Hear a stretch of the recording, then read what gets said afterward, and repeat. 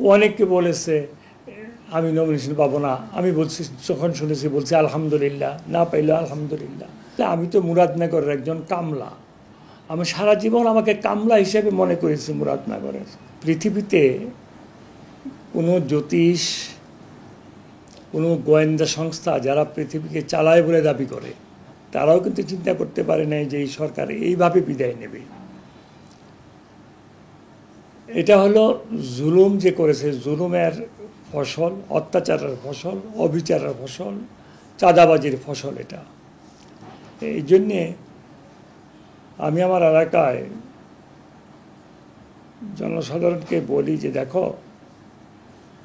তোমরাও যদি এমনটা করো তাহলে তোমাদের এরকমটা ফল পেতে হবে। এই জন্য এইগুলি তোমাদেরকে পরিত্যাগ করতে হবে। আসলে আল্লাহ যা চান তাই হয়, আমরা এটা বুঝি না। যেমন ইনুজ সাহেব কি চিন্তা করছিল যে উনি প্রধান উপদেষ্টা হবেন? কোনোদিন চিন্তা করেন না। উনি তো জেলে যাওয়ার জন্য সমস্ত কিছু প্রস্তুতি ছিল, আল্লাহ ওনাকে ওটা থেকে বাঁচাইছেন। তবে আমি যখন বাইরে অবস্থান করতেছিলাম তখন কোনোদিনও একটু মনেও আসে না যে বাংলাদেশে যাব, আবার নির্বাচন করব, এরকম পরিবেশ আল্লাহ পাক ফিরিয়ে দেবেন, এটা মনে আসে নাই। তবে যখন নফল নামাজ পড়তাম, আল্লাহর কাছে বলতাম যে আল্লাহ, এই মিথ্যা মামলা দিয়ে, যাবজ্জীবন কারাদণ্ড দিয়ে আমাদের যে অবস্থা করেছে, এটার একটা বিচার তুমি করো। আজকে আমার স্ত্রী, আমার মেয়ে, আমার আত্মীয় স্বজন, তখন আমার মা জীবিত ছিলেন, মায়ের কথা যখন মনে হতো চোখের পানি দর দর করে পড়ত। আল্লাহ, তুমি দয়া করে আমাকে দেশে নেওয়ার ব্যবস্থা করো এবং মামলা থেকে মুক্তি করো। নফল নামাজ পড়ে সবসময় আল্লাহর কাছে বলতাম, সেজদায় গিয়ে আল্লাহর কাছে বলতাম। তখন মনের মধ্যে একটা বিশ্বাস আসতো আল্লাহ পাক একটা ব্যবস্থা করবেন। এবং যেদিন এই ঘটনাটা ঘটল, আমার স্ত্রী আমাকে প্রথম বলল, আমার স্ত্রী আমার সাথে ওই সময় ছিল, হাসিনা তো দেশ ছেড়ে চলে গেছে। আমি কি বলো কি?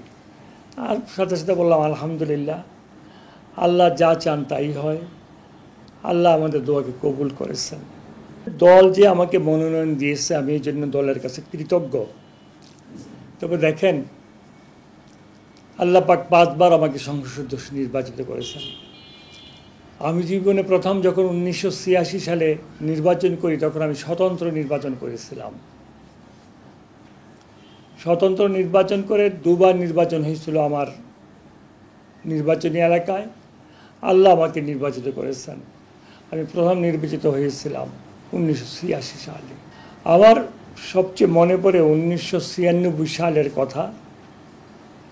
1996 সালে আমি নির্বাচন করেছি। আমার সাথে নির্বাচন করেছিল ব্যারিস্টার রফিকুল ইসলাম মিয়া, ইউসুফ আবদুল্লাহ হারুন সাহেব। 3 বার নির্বাচন হয়েছে। শেখ হাসিনা যখন প্রাইম মিনিস্টার হয়েছেন, তখন একবার নির্বাচন হয়েছেন। কি যে অবস্থার সৃষ্টি হয়েছিল, এটা আমি ভাষায় প্রকাশ করতে পারবো না। এবং ওই দিনগুলির কথা যদি আমি উপস্থাপন করি, অনেক সময় লাগবে। আল্লাহ যে কীভাবে কুদরতিভাবে আমাকে কামিয়াবি করেছেন, আমাকে 96 সালে সংসদ সদস্য নির্বাচিত করেছেন, আমি আল্লাহর কাছে কৃতজ্ঞ, ঋণী, এবং আল্লাহর শুকরিয়া আদায় করার মতো ক্ষমতা আমার নাই। 2001 সালে বিএনপিতে জয়েন করলাম, করে বিএনপিতে নির্বাচন করলাম। আমার সাথে ছিল ইউসুফ আবদুল্লাহ হারুন সাহেব। 2001 সালে আল্লাহ পাক আমাকে নির্বাচিত করেছেন। 2008 সালে আমি নমিনেশন পাওয়ার পরে আমি হজে চলে গেলাম। আমাকে অনেকে জিজ্ঞেস করলো যে নির্বাচন, আপনি নমিনেশন সাবমিট করলেন, আপনি হজে চলে গেলেন, নির্বাচন করবে কে? আমি বললাম যে দেখো, সিদ্ধান্তের মালিক একমাত্র আল্লাহ। আল্লাহ যদি আমার নসিবে রাখে আমি অবশ্যই এমপি হব। আমি হজ করলাম খুব মনের মধ্যে শান্তি নিয়ে, এমনভাবে হজ করলাম যাতে আমার যে একটা ইলেকশন, এটা আমার মনেই আসে নাই। ইলেকশনের 8-10 দিন আগে আসলাম হজ থেকে, এসে এলাকায় গেলাম, 2-3টে ইউনিয়নে গেলাম। আল্লাহ পাক কিন্তু ওই 2008 সালেও আমাকে নির্বাচিত করেছেন। এই নমিনেশনের ব্যাপারে আমি কি বলবো, অনেকে বলেছে আমি নমিনেশন পাবো না। আমি বলছি, যখন শুনেছি বলছি আলহামদুলিল্লাহ, না পাইলেও আলহামদুলিল্লাহ। অনেকে বলেছে একটা নতুন দল আবিষ্কার হয়েছে, এই নতুন দলের একজনকে, একটা বাচ্চা ছেলেকে নমিনেশন দেবে, সিটটা ছেড়ে দেবে। আমি বলছি আলহামদুলিল্লাহ, মানে আল্লাহর পক্ষ থেকে যেটা হয় এটি আলহামদুলিল্লাহ। আমি নমিনেশনটা পাওয়ার পরে আমার চেয়ে বেশি খুশি হয়েছেন আমার এলাকার মানুষ।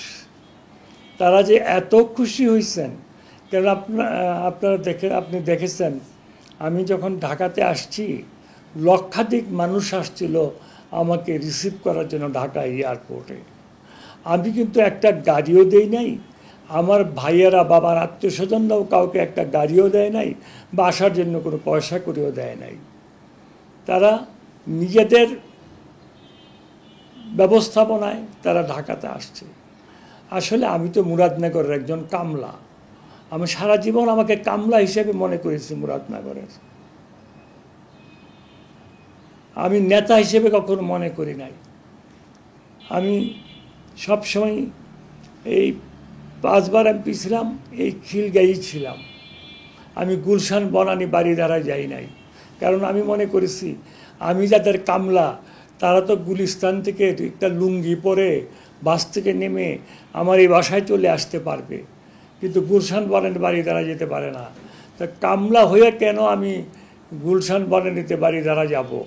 আমি এইখানেই থাকি, যাতে করে আমি যাদের কাজ করি তারা যেন সহজে আমার বাসায় আসতে পারে, অবস্থান করতে পারে, তাদের কথাগুলি বলতে পারে, তাদের অসুবিধাগুলি বলতে পারে, আমি যেন তাদের অসুবিধাগুলি দূর করতে পারি। আসলে আমার জীবনে এই সংসদ সদস্য থাকাকালীন অবস্থায় 3 বার বন্যা মুরাদনগর হয়েছে, বিশাল আকারে বন্যা হয়েছে।